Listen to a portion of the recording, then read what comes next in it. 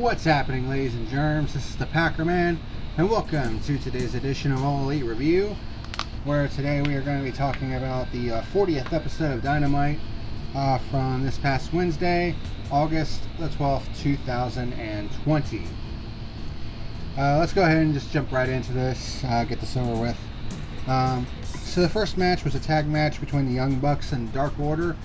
These two were actually in the top 5, so this was a pretty big match, ranking-wise.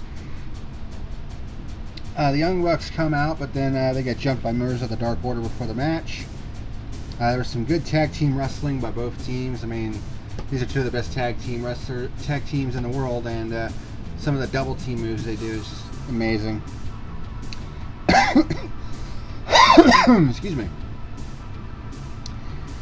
Matt hit a poison Frankensteiner on Stu Grayson. Nick, of course, comes in with his martial arts, high knees, tornado kick, that sort of thing. Dark Order does their get over here and senton 450 splash spot for a 2 count. Dark Order hit a tornado kick brainbuster combo, which was pretty cool for a 2 count. They also laid out Matt Jackson and threw him up onto the entrance ramp, and the other members of the Dark Order were basically blocking him. But Nick managed to counter the fatality into a roll-up on Evil Uno to get the 3 count and the victory, so big win for the Young Bucks. Afterward, and I gave this match 3.25 stars out of 5, so good opening match. Next up, we had MJF coming out for his "We Deserve Better" promo. Of course, he's doing the whole, politician type of thing right now. He puts up a graphic of the latest poll, and it shows MJF plus 500% and Moxley minus 1,000%. That was pretty funny. So MJF starts talking trash about Jon Moxley and how he's not going to happily look up at the lights for him. So he actually lays down on the mat and starts talking a bunch of trash. And Moxley's music hits. MJF sends his cronies up the stairs into the grandstands, because that's usually where Mox comes from. But this time he came out through the entrance, outsmarting MJF. How about that? The good guys outsmarting the bad guys. WWE should really take notes.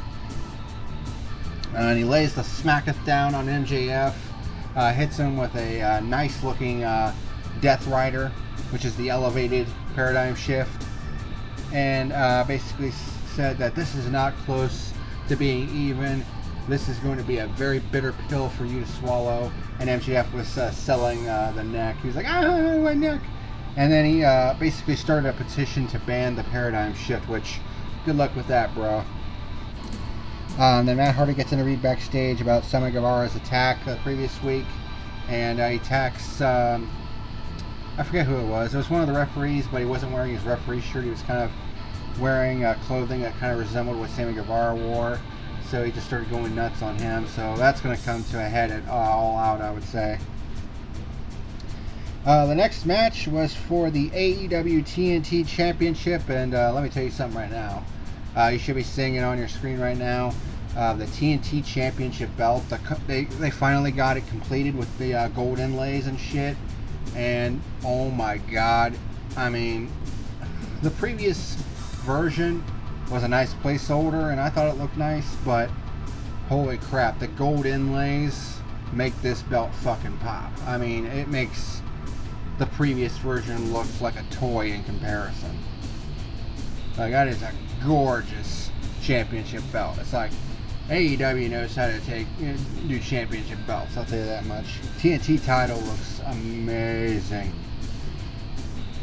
But Cody's challenger this time was Scorpio Sky, and a new referee has joined the rankings of AEW. Mike Chioda, legendary referee of 30 years, Mike Chioda, who was released by the WWE from the whole, Black Wednesday shit, I think. He was released because of, coronavirus shit. But he has made his first appearance. He actually would referee 2 matches on this show. the TNT Championship and the main event between Jericho and Orange Cassidy. So, some good wrestling in this match. Some of the highlights were Cody countering the TKO into a crossroads, but he only got a 2 count. Scorpio Sky had a nice looking flying flatliner for a 2 count. He tries to hit his slingshot jump in cutter on Cody, but Cody holds onto the top rope, so Sky basically loses his grip and hits the back of his head, quote unquote. And then Cody hits a second crossroads for the 3 count and the victory, so he retains the TNT Championship once again. This was his 8th title defense. 8 title defenses in 3 months. That's pretty crazy. Pretty crazy schedule. So I gave this match 3.25 stars out of 5. Another pretty solid match. And then Brody Lee appears on the Titantron with the old belt and basically challenges Cody. Basically talks about how, you know, he's dispatched the other members of the Elite, and then he's going to challenge Cody for the TNT title on the next Dynamite, which, by the way, is actually going to be airing this coming Saturday due to the NBA playoffs. So it'll actually be airing on a Saturday at 6 p.m. or after the NBA game is done. So there's that. So that'll be kind of interesting. And because of that, they won't be going head-to-head with NXT on a couple of shows this week and then next week as well. Well, this coming Saturday, and then the next show after that will be actually on Thursday instead of Wednesday. So there won't be any real head-to-head matchups between NXT and AEW. So, oops. So those won't be able to be counted as part of, you know, the war. You know what I mean? But the next match was for the excuse me, AEW Tag Team Championship with Jurassic Express taking on the Omega Cowboys. Highlights of this match: Jurassic Express with an assisted flatliner on Omega, got a 2 count. Jurassic Express with a delayed senton splash on Omega. So basically what happened was Omega was laid out on the mat. Jungle Boy climbed up to the turnbuckle. Luchasaurus stood near the turnbuckle, and Jungle Boy basically jumped over Luchasaurus, but in a way where his legs caught on Luchasaurus' shoulders, which basically made him do like a senton splash. So that's why I called it a delayed senton, because, you know, I think he also does that with the top rope, where he jumps up, hangs on the top rope for a second, and then goes into a senton splash. It's actually pretty neat. Hangman takes out both members of Jurassic Express with a series of moves. Omega hits Snapdragon Suplex on all of Jurassic Express, and that includes Marco Stunt, who sold it like a champ. Omega hit a nice Fisherman Brainbuster on Luchasaurus, which how he got the big man up is pretty crazy. Only got a 2 count though. Luchasaurus hit a double suplex on the Omega Cowboys, but at the end of the day, Hangman and Omega hit their last call finisher on Jungle Boy and got the 3 count and the victory. I gave this match 3 stars out of 5. Then we have a backstage segment with Proud and Powerful doing some more messing around with the Best Friends. This time fucking with their luggage and shit, pouring bleach on it and shit. You know, that sort of thing. And then we had, since this was a tag team appreciation night, you had the Young Bucks and FTR basically being joined by the Rock and Roll Express and the Brainbusters of Arn Anderson and Tully Blanchard. So they basically start complimenting each other and all that different stuff. And then Tully basically starts copying an attitude with everyone. He grabbed the microphone and basically threatened one of the Rock and Roll Express guys. I couldn't remember who it was. And then he basically turns to Arn Anderson and says that he's still pretty upset at him about what happened, you know, when he interfered in Shawn Spears' match last year at All Out, which, I mean, I know what he's trying to do, but at the same time, it's like, that happened almost a year ago, dude, and you're still fucking butthurt about that? I mean, I know it's a storyline and everything, but, I mean, if he's trying to, you know, sound like he's still seeking revenge, I mean, instead it sounds really, really petty, you know what I mean? So basically a bit of a brawl breaks out between Tully Blanchard and the Rock and Roll Express. And of course, Dax Harwood, quote-unquote, injured his knee. But as it turned out, it was all a ruse. He took off his knee brace and attacked the Rock and Roll Express from behind. I forget who it was, but they did a spike pile driver to one of the guys from Rock and Roll Express, who's in their 60s, by the way. So we basically just saw FTR turn heel right there, and you're probably wondering, well, why didn't they just start out as heel? Well, that would have been too obvious. You know what I mean? This is more of a slow burn type of deal than you see in WWE. You know, these storylines have more opportunity to breathe in AEW. So that brings out both members of the Omega Cowboys. Of course, Hangman, of course, has been drinking buddies with them, and even he was like, "What the hell are you doing, man?" You know, of course, he had his drink in his hand, but you know, even he was like, "What are you doing?" You know what I mean? So Mike Chioda was being interviewed backstage after this, and then Chris Jericho basically interrupts and says, you know, if you wait for my signal and call it down the middle or whatever the fuck else, basically trying to cause Mike Chioda to kind of look away, so to speak. We'll get to that in a minute. Then Sammy Guevara comes back out with cue cards once again. And then we have a singles match in the women's division where Heather Monroe, debutante, takes on the champion Hikaru Shida. I mean, this was an okay-ish match. I mean, it was just, you know, more showcasing that Shida is a pretty good wrestler. So Heather actually came out swinging, as did Shida. They were hitting each other with some pretty good strikes. Shida hit a suplex in the corner, and then she debuted a new submission finisher, what she called the Full Metal Muffler. So basically, when it started out, she tried to go for the Falcon Arrow, and Heather Monroe reversed it into like a victory roll, but she immediately kicked out of it, and then immediately turned it into this stretch muffler. At first, with the way she was setting it up, I thought she was going for like a clover leaf, but instead she did kind of start out as that, but then turned it into a stretch muffler, a modified stretch muffler, and then grabbed Monroe's right arm and pulled back, and it's like when 3 of your limbs are trapped, you're basically screwed, and she immediately tapped out. So Shida adding a submission finisher to her arsenal. And then she's interviewed by Tony Schiavone, and she's like, you know, I'm still waiting for a challenger, which I've heard some rumors about who her challenger will be at All Out for the Women's Championship, which will happen on the next Dynamite this coming Saturday, but we'll get to that when we get to it. But I gave this match 2.5 stars out of 5. I don't know if I did that or not. And then Lance Archer is basically shown destroying more jobbers backstage, and then he rips Jake the Snake Roberts' shirt off and turns him around, and it says, everybody dies on his back, you know, because that's Lance Archer's catchphrase.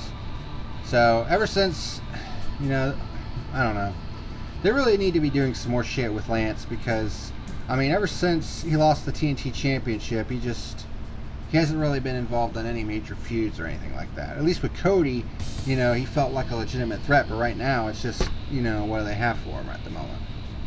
I mean, they're keeping him strong, though. I mean, he still has just the one loss to Cody, so there's that. But at the moment, he doesn't seem to have any major feuds at the moment, which kind of sucks. And then we have our main event, which was Orange Cassidy against Chris Jericho in a $7,000 obligation match. This match was probably Jericho's worst outing. I mean, he had botches galore in this match, honestly. I mean, it started out good. Both started going at each other hot and heavy. Orange pulled out the diving DDT. Jericho pulled out several stalling suplexes. He hit a Lion's Salt, nearly overshot, but, you know, still connected, got a 2 count. Orange Cassidy with a nice super kick. Oh my god, that looked nice. Jericho counters a flying Frankensteiner into the walls of Jericho. And then Orange Cassidy tried to go for a couple of dragon screws, but Jericho just kind of, instead of going with, you know, the twisting motion, on one occasion, he fell on his back, which is like, what the fuck was that? I mean, I don't know. I mean, I know Jericho is one of the best of all time, but even sometimes the best of all time make mistakes. I mean, they're human just like we are. So Orange Cassidy basically turns it into an ankle lock, hits a stun dog millionaire, which is basically where Jericho tries to go for suplex, but then Orange counters and transitions it into a stunner, which looks nice. Jericho hit a code breaker, only got a 2 count. Then Orange hit a nice Michinoku driver, only got a 2 count. And then there was a distraction between Proud and Powerful and Best Friends on the stage. Of course, those two teams are going at each other. So, hey, look at that. Storylines that are connecting. And Hager hits a power slam after the distraction. Jericho tries to go for the Judas effect, but then Orange hit his quote-unquote mousetrap pin predicament, which Jericho botched that one too, because in the mousetrap he was supposed to roll forward, but instead falls back on his back once again. I mean, Taz on commentary tried to cover it up, but it was pretty obviously a fucking botch on Jericho's part, and it really ruined the spot, and it really takes away from Orange's win over Jericho, which is supposed to be quote-unquote one of the biggest wins of his career, but I mean, the botches just kind of ruined this match for me. I'm sorry. So I can only give this match a 2.5 out of 5. So it's a shame because their previous match was actually pretty damn good. You know what I mean? But this time around, it just kind of fell flat, which kind of sucks. There's probably going to be a threequel between these two. It'll probably be like a steel cage match to kind of finally settle the rivalry between these two. But we'll see what happens there. But, I mean, in terms of overall, I mean, it was yet another easy show to watch. You know, I really don't have any complaints. So, wasn't anything too spectacular, but, I mean, the appearance of the new TNT title, that's a big one.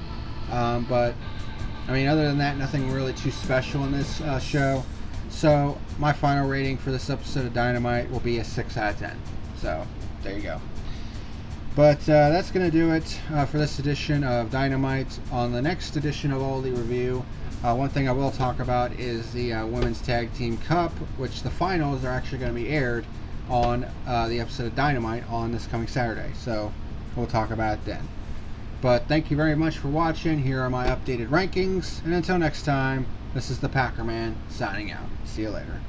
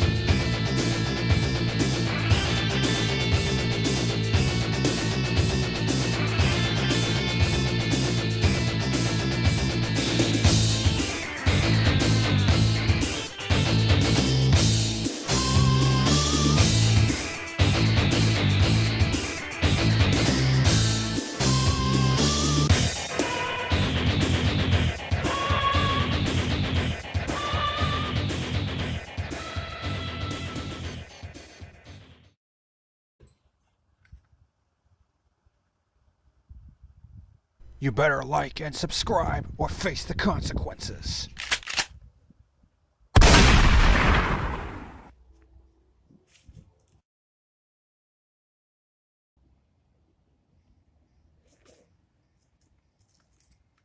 You have been warned.